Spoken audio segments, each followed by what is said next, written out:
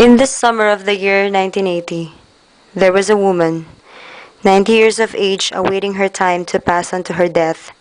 Within her last few days, she made a request to her granddaughter, Maria. She told her, Maria, noong 1896, namatay ang ating pambansang bayani, si Dr. Jose Rizal. May iniwan siyang dalawang mensahe. Isa sa mga mensahe ay ang tula na kanyang pinamagatang Mi Ultimo Adios na itinago sa isang lampara at nang hindi makita at kumpiskahin ng mga gwardya. Ang tula na yon ay nakarating sa kanyang pamilya. Ang pangalawang mensahe naman ay kanyang tinago sa loob ng sapatos na kanyang suot-suot nang siya'y mamatay. Nang dahil sa inilibing si Dr. Jose Rizal sa sekretong libingan, lumipas muna ang 1 taon bago nahukay ang kanyang katawan at ang mensahe, ayon sa kanila, ay tunaw na. The grandmother then proceeded to tell Maria, Ang katotohanan, Maria, ay ang mensahe na nasa loob ng sapatos ni Dr. Rizal ay pinalitan lang ng peke. Malinaw pa rin na mababasa ang totoong mensahe, ngunit ito'y napunta sa isang sekretong grupo.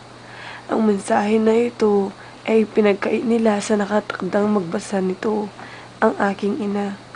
Maria was confused, but her grandmother definitely had her attention. Si Dr. Rizal at ang aking ina, ang iyong lola sa tuhod, ay matalik na magkaibigan. Hindi man sigurado ang aking lola, pero paniniwala niya na ang mensahe na nasa sapatos ay para sa kanya. Gusto kong malaman kung ano ang nilalaman ng mensahe na yun at nang masabi ko sa kanya pag kami ay nagtagpo sa kabilang buhay. Further into the conversation, Maria learned that the secret group that retrieved the note assigned a particular member to be the guardian of the note, and that if that guardian were to pass, he would also pass down his role to a younger member of the group. Now, the note is in the hands of a member named Jude. Maria gathered all the information she needed.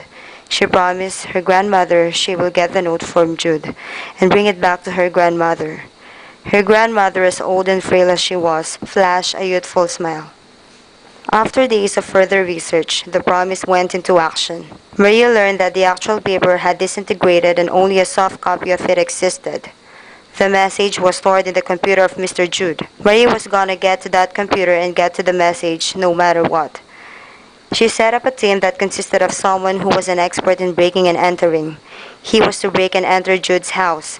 Added to him, the team also had Miss V, who was a former close friend to Jude. Emphasis to the word former since, well, Miss V and Jude were on good terms. And now, Miss V is selling Jude out.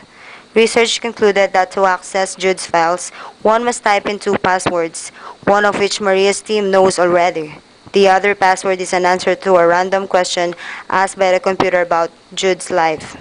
Miss V knew enough about Jude's personal life. She knew the answer to any secret question to access the computer of the member of the secret group to retrieve the secret message. Besides, the Master Thief and Miss V, the Maria team had a few and very carefully selected pawns to come in handy, if pawns needed to come in handy.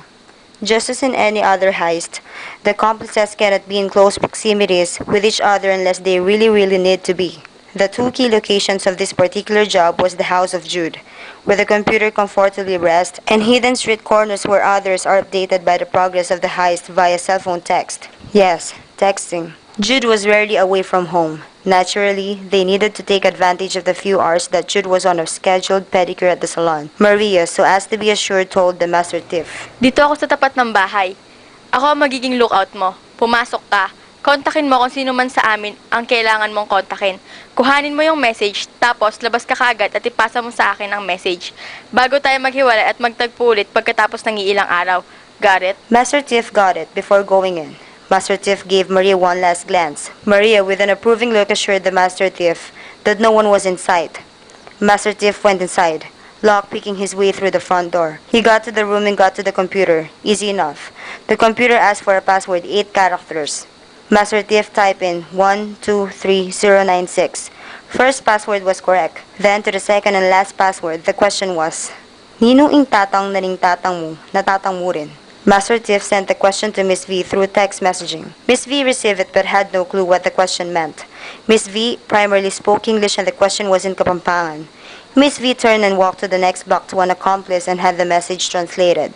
Jude was on his way back to his house. The accomplice translated. Sino ang tatay ng tatay mo na tatay mo rin? Although Miss V spoke a little Tagalog, a question this cryptic had to be translated to English for her to really understand. She asked for the accomplice to translate it in English. The accomplice's nose bled. Jude was almost home. They were running out of time. They walked to the next block to another accomplice hoping to get an exact English translation. Maria sent a group message to her team. Miss V got a translation. Who is your father's father? Who is your father as well? Jude was almost home. Master Tiff replied with, Jude was right around the corner. Father of his father as well? The founder of their secret organization, Leopoldo de la Rosa. Master Tiff types in De La Rosa incorrect. One more failed attempt and the system was gonna shut down. Master Tiff informed Miss V that the answer was incorrect. A member of their group acknowledges no last name.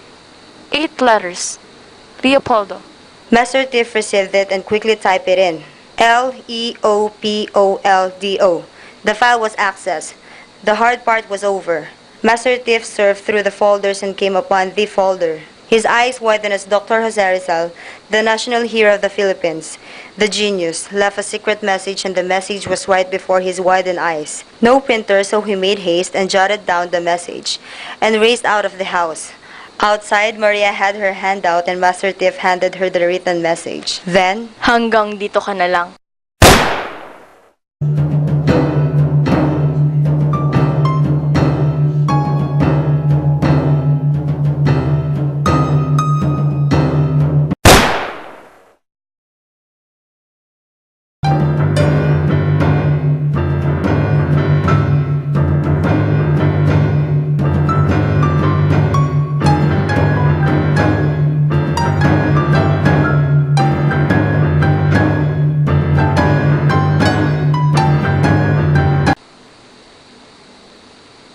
Nasa wikang Kastila ang mensahe, Lola.